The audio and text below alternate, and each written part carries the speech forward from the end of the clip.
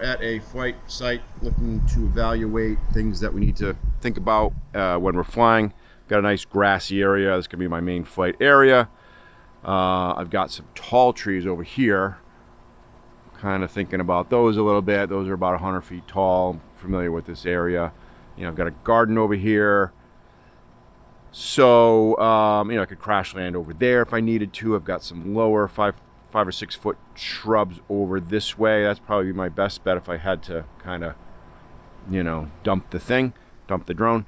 I've got a road over here. I got to be aware of that. No power lines to deal with, and a house behind me here. So pretty straightforward site. Nothing too worrisome.